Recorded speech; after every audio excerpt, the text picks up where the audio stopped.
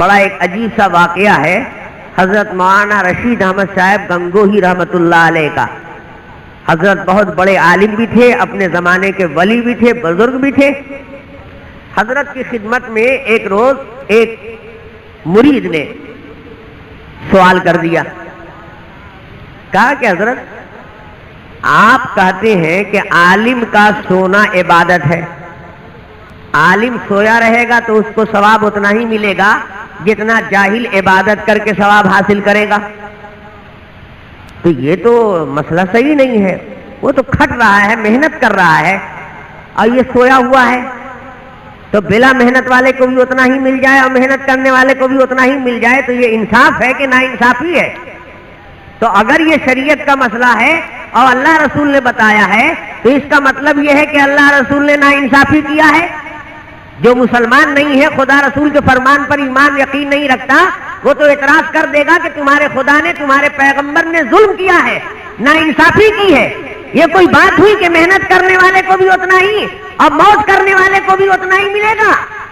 بلکہ اتنا نہیں، اور بلکہ آپ کہتے ہیں کہ زیادہ ملے گا، تو یہ بات تو عقل کے بالکل خلاف ہے، انصاف کے خلاف ہے۔ ایسا تو نہیں ہونا چاہیے، آپ لوگوں کو ایسا فتویٰ نہیں دینا چاہیے۔ آپ نے کیسے فتویٰ دے دیا کہ عالم کا سونا بھی عبادت ہے؟ تو مولانا گنگوہی رحمۃ اللہ علیہ مسکرانے لگے، کیونکہ وہ شخص اتنا علم کی باریکی کو سمجھنے کی صلاحیت رکھتا نہیں تھا، اور سوال ہی سے پتہ لگ رہا تھا کہ بیچارہ کم تعلیم یافتہ ہے، اتنی باریک بات اس کے پکڑ میں آ نہیں رہی ہے، اگر سمجھ گیا ہوتا تو ایسا سوال بھونڈے طریقے سے نہیں کرتا۔ تو مولانا مسکرانے لگے اور اندر اندر سوچنے لگے کہ اس کم علم آدمی کو اب میں سمجھاؤں کیسے؟ کبھی کبھی ایسا سوال کر دینا تو آسان ہے، لیکن جواب کو سمجھنا بہت مشکل ہوتا ہے۔ ایک صاحب ہمارے یہاں بہت مقدمے باز تھے، بات بات میں مقدمہ، اس پر مقدمہ کر دیا، اس پر مقدمہ کر دیا، 10-20 مقدمہ ہمیشہ لڑتے رہتے تھے۔ اب ہر مقدمے کے لیے وکیل رکھنا پڑتا تھا، تو وکیل کو تو دینا پڑے گا، تو جب تاریخ آئے، جب بھی مقدمہ ہو وکیل کو دینا پڑے۔ کبھی کبھی وکیل صاحب سے اور ان کے سے حجت ہو جائے، کیونکہ ہماری اتنی فیس ہوئی، اور یہ کہیں صاحب آپ کو تو ہر تاریخ پر فیس دیتے ہیں، اس تاریخ پر دیا تھا، اس مقدمے میں دیا تھا، اس مرتبہ اگر نہیں لیں گے تو کیا ہوگا؟ ان کا نہیں دو گے تو نہیں جائیں گے۔ تو اب وکیل صاحب سے ان کی انبن ہو گئی، تو انہوں نے وکیل صاحب سے ایک روز کہا کہ دیکھیے وکیل صاحب، ہر تاریخ پر اور ہر مقدمے پر آپ فیس مانگتے ہیں، اس سے بہتر ہے کہ ایک ہی بار جتنا فیس لینا ہو آپ لے لیجئے اور ہم ہی کو وکیل بنا دیجیے۔ اور 20-25 لاکھ اگر لینا ہو تو ایک بار لے لیجئے، ہم کو تو ڈیلی مقدمہ لڑنا ہے، 50 مقدمہ لڑنا ہے، عمر بھر لڑنا ہے، تو آپ کو جتنا لینا ہے ایک ہی بار لے کے ہم ہی کو وکیل بنا دیجیے۔ ایسا ہو سکتا ہے کہ نہیں ہو سکتا ہے؟ تو وکیل صاحب نے کہا کہ تم اگر 1 ارب بھی دے دو گے تو تم وکیل نہیں بن سکتے ہو۔ تو بہت سے جاہل لوگ سوچتے ہیں ایک سوال کر دیا، اس سوال کرنے میں کیا لگا، لیکن اس کا جواب اتنا ٹیڑھا ہے کہ سوال کرنے والا اس کو سمجھ ہی نہیں پائے گا، اگر اس کو سمجھایا جائے تو اس میں لیاقت نہیں ہے اس۔ اب مولانا رشید احمد گنگوہی رحمۃ اللہ علیہ بھی پھنس گئے، وہ تو دیہاتی آدمی تھا، ان پڑھ آدمی یا کم پڑھا لکھا آدمی، اس نے سوال کر دیا اٹھ پٹانگ، لیکن اب اتنی ادب اور باریک بات سمجھائی اس کو کیسے جائے؟ مولانا اندر اندر پریشان تھے، لیکن عالم تھے، اپنے زمانے کے بزرگ تھے، روشن ضمیر ولی تھے، اللہ نے علم بھی دیا تھا، ذہانت بھی تھی، ذکاوت بھی تھی، اتنے باریک مسئلے کو انہوں نے چٹکی میں ایک مثال سے سمجھا دیا۔ کہنے لگے کہ اچھا آپ یہ بتائیے کہ آپ کا گھر مکان ہے، کھیتی باڑی ہے، کچھ حیثیت جائیداد ہے، یا ایک دم پھٹیچر ہیں آپ؟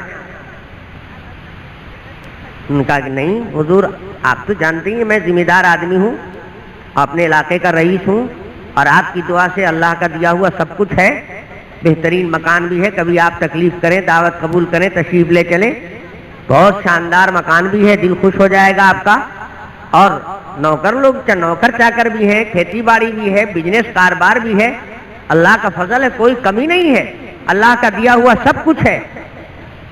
تو مولانا نے کہا کہ اچھا تو آپ کا گھر مکان بھی ہے؟ کہا جی ہاں۔ اچھا یہ بتائیے آپ کے گھر مکان میں کچھ فرنیچر بھی ہے؟ ٹیبل، کرسی، چوکی، چارپائی، اور کچھ نہیں تو دروازے، دریچے، کیواڑ، یہ سب تو لگے ہوئے ہوں گے؟ کہا جی حضور سب کچھ لگا، سب کچھ موجود ہے۔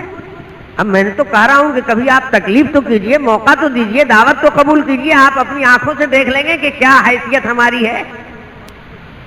سب کچھ ہے۔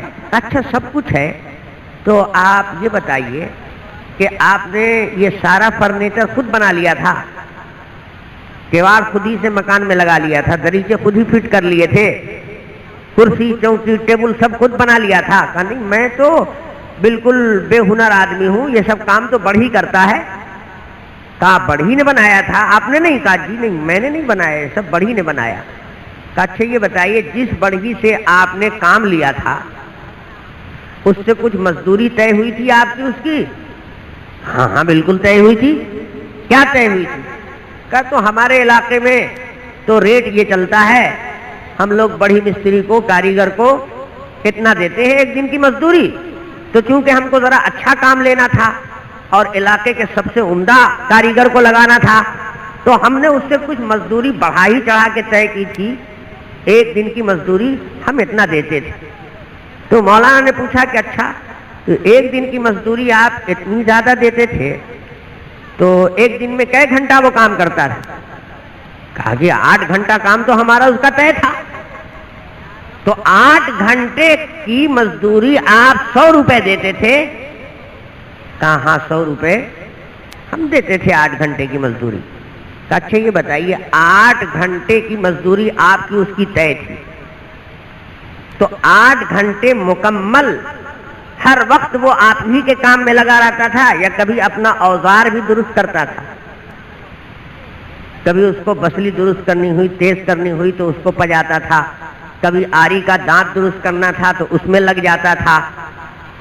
تو جتنا وہ اپنے اوزار کے درست کرنے میں ٹائم لگا دیتا تھا تو اتنی مزدوری تو آپ کاٹ لیتے تھے نا۔